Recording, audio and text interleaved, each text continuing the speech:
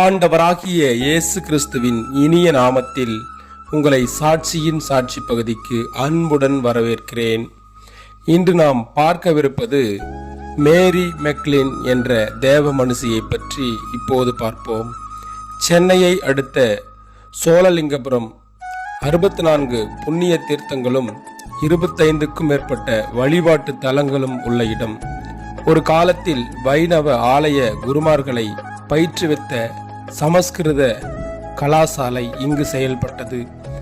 சமய வைராக்கியமுள்ள சாதி இந்துக்களின் நகரம் என்றே இதை அழைக்கலாம். இப்பகுதியில் அருட்பணி ஆற்றுவது என்பது எளிதல்ல. அக்காலகட்டத்தில் குழந்தை திருமணங்கள், சதி போன்றவை வழக்கத்தில் இருந்தன. சிறு குழந்தைகளுக்கு திருமணம் செய்த பின் கணவன் இறந்து போனால் அக்குழந்தைகளுக்கு இழைக்கப்படும் அநீதிகளோ மிக மிக கொடூரம். குழந்தைகளின் வண்ண உடைகளை களைந்து, வெள்ளாடை உடுத்தி, பூவை களைந்து, பொட்டை அழித்து, மொட்டை அடித்து, தாலி அறுத்து வீட்டிற்குள் ஒரு மூலையில் தள்ளி விடுவார்கள். இவர்கள் வீட்டை விட்டு வெளியே வருவது ஏற்றுக்கொள்ள முடியாத ஒன்றாக காணப்பட்டது. சகோதரி மேரி மெக்லின் இப்பெண்களுக்காக தன் வாழ்வை அர்ப்பணித்தார். ஆஸ்திரேலியாவை விட்டு இந்தியா வந்தார். சோழிங்கபுரத்தை கிறிஸ்துவின் நகரமாக மாற்ற துணிந்தார். வீட்டில் அடிமைகளாக அடைபட்டு கிடந்த பெண்களுக்கு எழுத படிக்க கற்றுக் கொடுத்தார்.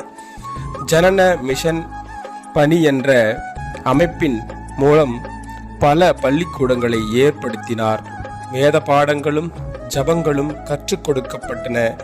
இயேசு கிறிஸ்துவை இம்மக்களின் நண்பராக்கினார். அன்புள்ளம் கொண்ட அன்னையாக ஆஸ்திரேலிய பித்தேரியன் சபையின் முதல் அருட்பணியாளராக இந்தியா வந்த மெக்லின் சிறந்த சேவகியாகவும் விசுவாசிகளுக்கு சிறந்த மாதிரியாகவும் வாழ்ந்தார்.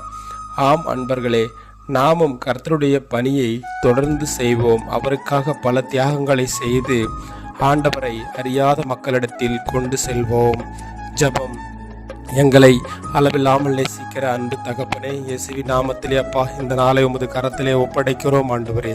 சகோதரி மேரி மெக்லின் செய்தது போல் அப்பா நாங்களும் செய்யும்படியாக கூட அப்பா உமக்காக ஒவ்வொரு தெருவாக வீடு வீடாக சென்று அப்பா உமது ஊழியத்தை அறிவிக்கும்படியாக கூட எங்களை தெரிந்து கொள்ளும் ஆண்டவரே. இந்த நாளில் அப்பா உமக்காக ஓடுகிற, உமக்காக வாஞ்சியாக ஜபிக்கிற, உம்மை நேசிக்கிற ஒவ்வொரு பிள்ளைகளையும் உமது கரத்திலே ஒப்படைக்கிறோம் ஆண்டவரே. அவர்களுடைய ஊழியம் தங்கு தடையின்றி நடைபெற அவர்களுக்கு தேவையான பொருளாதார தேவைகளையும் பாதுகாப்பையும் நீர் அருள்வீராக தகப்பனே. அப்பா உமது பிள்ளைகள் அப்பா எங்கும் வெக்கப்பட்டு போகாமல் அப்பா நீர் ஆசீர்வதித்து பலப்படுத்துவீராக தகப்பனே. இந்த உலகத்தில் எங்களை நேசிக்கிறவர்களையும் நேசிக்காமல் தூசிக்கிறவர்களையும் ஆசீர்வதித்து பலப்படுத்துவீராக. இயேசுவின் நாமத்தில் ஜெபிக்கிறோம். ஜெபம் கேளு ஜீவனுள்ள நல்ல பிதாவே. ஆமேன்.